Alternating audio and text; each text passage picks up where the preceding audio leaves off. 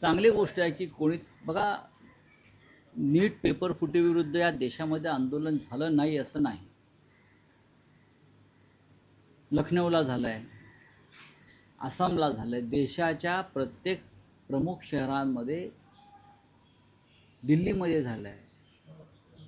या पेपर फुटीविरुद्ध आंदोलनं झाली. सरकारनं ती दडपण्याचा प्रयत्न केला, त्यांच्यावर पाण्याचे फवारे मारले, अश्रुधूर सोडले आणि त्या आंदोलनाला प्रसिद्धी मिळू नये यासाठी तजवीज केली. अशा प्रकारे तरुण वर्ग संतप्त होऊन रस्त्यावर उतरलेला आहे आणि शिक्षण मंत्री धर्मेंद्र प्रधान यांचा राजीनामा मागतो आहे. या संदर्भातल्या कोणत्याही बातम्या प्रसिद्ध होऊ नये याची तजवीज सरकारने केली. त्यासाठी माध्यमांवर दबाव आलेले आहेत, हे मी स्वतः पाहतो आहे. आता हा जो काही कॉक्रोच जनता पार्टी आणि त्याचे संस्थापक अभिजित दिपके हे येऊन त्या विषयावर ते आंदोलन करणार आहेत जंतर मंतरला, असं आम्ही वाचतोय आणि ऐकतोय. अर्थात जर ते आंदोलन यशस्वी झालं आणि त्यात मोठ्या संख्येनं तरुण वर्ग उतरला तर सरकारला त्याची दखल घ्यावीच लागेल. आताही घ्यावी लागेल, जेव्हा पार्लमेंट सुरू होईल तेव्हाही ती घ्यावी लागेल. पण माझ्या माहितीनुसार हे आंदोलन यशस्वी होऊ नये, तरुणांनी तिथे पोचू नये यासाठी सरकार अत्यंत गोपनीयरित्या दबावाचं तंत्र अवलंबत आहे. जंतर मंतरच्या परिसरात मोठ्या प्रमाणामध्ये पोलीस फोर्स आहे आणि तरुणांनी तिकडे पोचू नये प्रत्यक्ष आंदोलनस्थळी, यासाठी पोलिसांना विशेष जबाबदारी देण्यात आली आहे. आंदोलनाचं यश तुम्ही कशावर मानता? लाखो युवक रस्त्यावर उतरणं की धर्मेंद्र प्रधान यांचा राजीनामा होणं? दोन्ही गोष्टींना मी यश मानतो. एकतर लाखो नसले तरी हजारो तरुणांनी उतरणं आणि त्यानंतर धर्मेंद्र प्रधान यांचा राजीनामा होणं, या दोन्ही गोष्टी एकाच नाण्याच्या दोन बाजू आहेत. इतकं मोठं स्कॅन्डल होऊन हजारो तरुणांचं भविष्य त्यात फसलेलं आहे, तरीही जर नरेंद्र मोदी हे त्या मंत्र्याचा राजीनामा घेत नसतील तर तुम्हाला स्वच्छ प्रशासन, झिरो भ्रष्टाचार याविषयी बोलण्याचा कोणता अधिकार नाही. खरं म्हणजे या संदर्भात राजीनामा द्यायची गरज अमित शहांची आहे, ते गृहमंत्री आहेत देशाचे. हा पेपर लीक प्रकरण जसं शिक्षण खात्याशी संबंधित आहे तसं ते लॉ अँड ऑर्डर, गुन्हेगारी, शेवटी त्या CBI आलेला आहे ना. शेवटी तुम्ही तपास CBIकडे का दिला? कारण गुन्हा घडलेला आहे. जर इतक्या मोठ्या प्रमाणात तरुणांचं आयुष्य उद्ध्वस्त करणारा गुन्हा घडला असेल तर देशाच्या गृहमंत्र्यांची जबाबदारी आहे की नाही? महाराष्ट्र हे त्या गुन्ह्याचं सेंटर आहे, केंद्रबिंदू आहे. मग महाराष्ट्रात ज्यांच्याकडे गृह खातं आहे त्यांची ही जबाबदारी आहे की नाही याचं उत्तर प्रामाणिकपणे द्यायला पाहिजे, मिळायला पाहिजे. राऊतसाहेब, आतापर्यंत विरोधी पक्षातील एकाही पक्षानं पाठिंबा दिलेला नाही, शुभेच्छा दिलेल्या आहेत पण अजूनपर्यंत पाठिंबा दिला नाहीये. त्यामागची कारणं काय आहेत की विरोधी पक्ष आधी माहोल काय आहे? नाही, असं बघा, असं नाही आहे. हा एक सध्या कॉक्रोच जनता पार्टी हा एक राजकीय आंदोलनाचा भाग आहे आणि अनेक सामाजिक संस्था किंवा अनेक क्षेत्रात काम करणारे कार्यकर्ते हे एकत्र जमत आहेत. या देशामध्ये लोकशाही असल्यामुळे अनेक राजकीय पक्ष आहेत, त्यांच्यामध्ये मतं आणि मतांतर आहे आणि ज्या पद्धतीनं राजकीय पक्षांवर सुद्धा सत्ताधाऱ्यांचा दबाव आहे, त्यातले काही राजकीय पक्ष त्याच्या आसपास फिरत राहत आहेत. पण आमच्यासारखे जे लोक आहेत ते तरुणांनी आंदोलनात उतरावं आणि देशाच्या लोकशाहीचं आणि स्वातंत्र्याचं रक्षण करावं या मताच्या. विधान परिषदाच्या निवडणुका रद्दच करा अशी मागणी सुधीर मुनगंटीवारांनी केली. त्याला दोन संदर्भ पण आहेत. 1954 साली विधानसभेत असा ठराव देखील मंजूर झाला होता की विधान परिषद रद्द करा आणि 2017 साली देखील अनिल गोटेंनी मागणी केली होती विधान परिषद बरखास्त करा. नाही, विधान परिषद बरखास्त करा असं सुधीर भाऊंना का वाटतंय? या संदर्भात त्यांनी एक पत्रकार परिषद घेतली पाहिजे. त्यांच्या पक्षाच्या प्रमुख नेत्यांसह. हे त्यांचं व्यक्तिगत मत असता कामा नये, किंवा राज्यसभा. याचं कारण काय? याचं कारण तुम्ही लोकांनी जो घोडेबाजार केलेला आहे या निवडणुकांमध्ये, तुम्ही लोकांनी म्हणतोय. विधान परिषदेत काल आपण पाहिलं, एका दिवसात 150 कोटी रुपये कोणी खर्च केले? आमच्याकडे नाही आहेत पैसे. पैसे कोणाकडे आहेत? पैसे मिंदे गटाकडे आहेत, पैसे फडणवीसांकडे आहेत पक्ष म्हणून, पक्ष अजित पवार गटाकडे आहे, पक्ष नरेंद्र मोदी, अमित शहा म्हणजे गौतम अडाणीकडे आहे. आणि त्या पैशाच्या माध्यमातून तुम्ही हा राज्यसभा, विधान परिषद आणि इतर सर्व निवडणुकांमध्ये त्याचा वापर करता. त्याच्यामुळे लोकांना निवडणूक नको आहे. विधान परिषद निवडणूकसुद्धा ही राज्यसभेप्रमाणे ओपन करा. म्हणजे तुम्ही तुमच्या प्रतिरोधाला मत दाखवा, अशा पद्धतीने करा ना. आम्ही ही मागणी केली आहे. आणि देशाच्या निवडणुका बॅलेट पेपरवरती घ्या, मतपत्रिकेवर घ्या.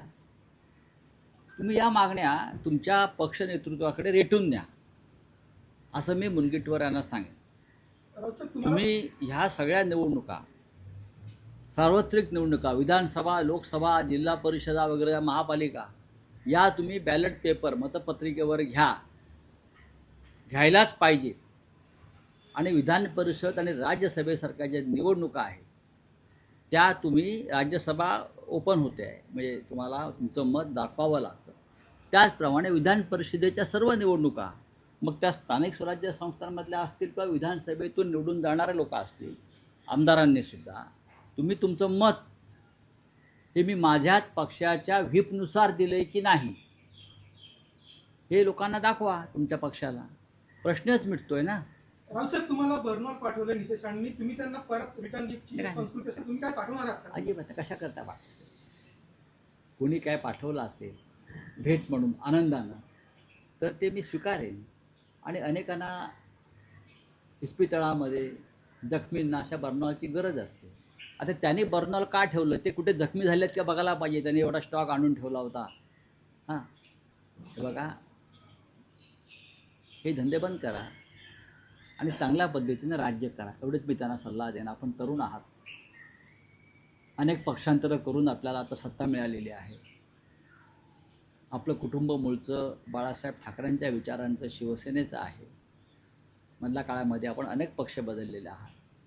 आता आपण सत्तेवर असाल तरी सत्ता टिकवा. सत्ता अमर नसते, सत्ता जाते येते, जाते येते, हे लक्षात घ्या. तेव्हा ही जरा नौटंकी बंद केली आणि आपल्या खात्याकडे लक्ष दिलं तर उत्तम. मंत्रिमंडळामध्ये जे मंत्री उत्तम काम करतात आपल्या खात्यात, त्यातले ते एक मंत्री आहेत, हे मी सांगू शकतो. मत्स्य विभाग जो त्यांचा आहे त्याच्यामध्ये त्यांनी अनेक चांगल्या योजना आणलेल्या आहेत. पण तुम्ही गांभीर्यानं काम करा, अधिक चांगलं काम तुम्ही कोकणात करू शकाल. राऊत साहेब, तुम्हाला एक ओपन चॅलेंज केलंय. बाळा माने म्हणतात की तुम्ही जे 25 कोटीचे पुरावे द्या, राजकीय संन्यास घेतले. इतकेच्या आंदोलनात, त्यांच्या आंदोलनासंदर्भातलाच प्रश्न आहे की तुम्हाला असं वाटतं का की महाराष्ट्र किंवा विरोधी पक्षातील जे तरुण नेते आहेत त्यांनी आज दिल्लीत जाऊन नेमकी तरुणांची काय भावना आहे किंवा अंडरकरंट काय आहे हे जाणून घेतलं असतं तर बरं झालं असतं. सगळ्याच राजकीय पक्षातल्या तरुण नेत्यांना जे निर्भय आहेत, अशी निर्भय माणसं तरुण तिकडे पोचतील. जे सत्यजित तांबे आहेत ते जाणार नाहीत. जे निर्भय आहेत ते जातील. तरुणांचं नेतृत्व केलेले महाराष्ट्रात अनेक लोक आहेत या क्षणी, सर्वच पक्षात. त्यांनी आपले पक्ष बाजूला ठेवून एक तरुण माणूस काय करतो आहे, कोणतं आंदोलन करतोय, तो अटकेलाही घाबरत नाहीये, त्याच्यापासून काही प्रेरणा घेतली पाहिजे. महाराष्ट्र हा नेहमी चळवळ आणि आंदोलनाला पाठिंबा देणारा हे राज्य आहे. अनेक चळवळी आपण केलेल्या आहेत. त्याच्यामुळे महाराष्ट्राकडून जास्त अपेक्षा आहे. एक आणखी प्रतिक्रिया येते भाजपकडून राष्ट्रीय स्तरावरच्या राजकारणाची. इंडिया अलायन्स आता गाडला गेलेला आहे. कारण ज्या पद्धतीनं ममता बॅनर्जी यांच्याही खासदारांनी आता वेगळी भूमिका घेण्याची संकेत दिलेले आहेत, तिथे DMK इंडिया अलायन्स पासून बाजूला झालेली आहे. तर अशा परिस्थितीत आता इंडिया अलायन्स अस्तित्व शिल्लक नाही नाही, आणि ते गाडण्याची परिस्थिती. भारतीय जनता पक्ष काही सांगतोय म्हणून की असं या देशातल्या विरोधी पक्ष संपणार नाही. एक दिवस हीच वेळ भारतीय जनता पक्षावर त्यांना स्वतःला जमिनीत गाडून घेऊन जसं जमीन दुभंगावे आणि आम्हाला आतमध्ये घ्यावं अशी आरोळी त्यांच्याकडनं येईल. कारण लोक त्यांच्या मागे हातात चपला घेऊन धावणार आहेत, काठ्या घेऊन धावणार आहेत. या लोकांना पहा तुम्ही काय होतंय भविष्यात. नाही, पण भविष्याचं सोडा. 8 तारखेला बैठक आहे इंडिया अलायन्सची, 2 दिवस शिल्लक उरलेले आहे. अशा वेळेत कोणते पक्ष सहभागी होणार आहेत? विरोधी बहुतेक पक्षातले सर्व पक्ष सहभागी होतील. शिवसेना बाळासाहेब ठाकरे हो, काय नाही होणार. पक्षाचे कोण, बघा, बैठकीला असं आहे की व्यक्तिशः उपस्थित राहणार आहे? काही पक्षांनी असं सांगितलं की आम्ही व्हिडिओ कॉन्फरन्सिंगद्वारे सहभागी होऊ. काही अडचणी आहेत अनेक पक्षांच्या, पण अनेक पक्ष दिल्लीला उपस्थित राहतील आणि इंडिया अलायन्सची बैठक उत्तम प्रकारे होईल. मग उद्धव ठाकरे ही व्हिडिओ कॉन्फरन्सिंगनेच उपस्थित बघू ना. अजून बघा, दिल्ली आणि मुंबई अंतर 1 तास 45 मिनिटाचं आहे. 1 तास 45 मिनिटाचं आहे, फार नाही. रावसाहेब, काल तुमची राज ठाकरेंबरोबर भेट झाली, कोणकोणत्या विषयांवर चर्चा झाली? गप्पा मारल्या आणि अराजकीय गप्पा मारल्या. सन्माननीय राज ठाकरे हे साहित्य, संस्कृती, पर्यटन, कला या विषयावरती त्यांच्याकडे उत्तम माहिती असते आणि राजकारण्यांना याविषयीसुद्धा ज्ञान असायला पाहिजे आणि त्या विषयावरसुद्धा आपण संवाद साधला पाहिजे आणि राज ठाकरे यांच्याशी आपण या विषयावर उत्तम संवाद साधू शकतो. आणखी भारतीय जनता विधान पार्टी- परिषदेचा भारतीय जनता पार्टीच्या निवडणुकीसंदर्भातल्या अभिजित नाही. काही चर्चा झाली. त्यांची काही विधान मतं? परिषद निवडणुकीसंदर्भात एक आहे की आमची एका विषयावर नक्कीच चर्चा झाली. ती म्हणजे त्यांचं असं म्हणणं होतं की मी वारंवार सांगितलेलं आहे की जोपर्यंत बॅलेट पेपरवर निवडणुका होत नाही तोपर्यंत निवडणुकांवरती बहिष्कार टाका. या त्यांच्या भूमिकेचा त्यांनी काल माझ्याकडे पुनरुच्चार केला आणि मला ते पटतं आहे. मला हे पटतं आहे. आणि राज ठाकरेंची भूमिका काल मी उद्धवजींनाही सांगितली की राज ठाकरे असं असं प्रकारे त्यांची भूमिका मांडतात आणि ती योग्य. आणि उद्धवजींना असं वाटतं की याच्यावरती एक निर्णय होणं गरजेचं आहे. आणि फार महत्त्वाचा विषय त्यांनी वारंवार मांडला आहे की ज्या पद्धतीनं निवडणुका घेतल्या जात आहेत, ज्या पद्धतीनं निवडून आलेले आमदार फोडले जात आहेत, त्याला एकच उपाय आहे. तो म्हणजे बॅलेट पेपरवर जोपर्यंत निवडणुका घेतल्या जात नाहीत मतपत्रिकेवर तोपर्यंत या देशातल्या सर्व विरोधी पक्षांनी निवडणुकांवर बहिष्कार टाकावा. आणि मला असं वाटतं की हळूहळू हा विचार जर पसरत गेला देशामध्ये तर त्याच्यावरती एकमत होऊ शकतं. नाही, पण आता इंडिया अलायन्सची जी बैठक आहे त्यात हा विषय प्रकर्षाने मांडला जाईल, सगळ्यांना नाही, हा convince केलं जाईल. आत्ता हा तात्काळ विषय मांडण्यासारखा नाही आहे. आता जे विषय गंभीर आहे तो पश्चिम बंगालचा विषय आहे. त्यानंतर ज्या पद्धतीनं मोदी आणि शहा बेफामपणे राज्य करतायत, विरोधी पक्ष तोडतायत, त्याच्यावर चर्चा व्हायला पाहिजे. असे काही महत्त्वाचे विषय, बॅलेट पेपरवरचे विषय अनेकदा आम्ही चर्चेला घेतलेले आहेत. एक विधान परिषदेचा विषय आहे की एकनाथ शिंदे काल असं म्हणाले, तुम्ही जो गंभीर आरोप केला होता की जवळपास 150 कोटींचे व्यवहार झाले, सौदा झाला, तर त्यावर एकनाथ शिंदे म्हणतात की संजय राऊत नोटा मोजत होते का? हो, मी मोजत होतो नोटा. कारण त्यांचे लोक बॅगा घेऊन फिरत होते आणि मला माहिती येत होती. मी बॅगा मोजत होतो, नोटा मोजायचा आता वेळ नाही. त्यांचे लोक कुठे कुठे नाशिकला गेले, नाशिकला गोकुळ गीतेवरती त्यांनी दबाव आणला. मग ते बाहेर गाड्या उभ्या होत्या, गाड्यांच्या डिकीमध्ये पैसे होते. मग दबाव का आणताय तुम्ही जिंकणार आहात ना, मग दबावानं माघार क्या घ्यायला लावताय? एकनाथ शिंदे स्वप्नात सुद्धा बॅगा बघतात, त्याचा परिणाम आहे. आम्ही फाटके लोक आहोत, आम्ही नोकरी करतो, नोकरदार वर्ग आहे आम्ही सगळे, बाळासाहेबांनी उभा केलेला. आम्ही कधी मंत्री झालो नाही, आम्ही कधी ठेकेदार झालो नाही. आमच्याकडे कधी ठेकेदार पाहिलेत का तुम्ही? त्याच्यामुळे एकनाथ शिंदे बरोबर बोलत आहे. आम्ही त्यांच्या बॅगा मोजत होतो, ते काल फिरत होते ना 2 दिवस. नावं घेऊ शकतो कोण कोण बॅगा घेऊन फिरत होतो, त्यांना माहिती आहे.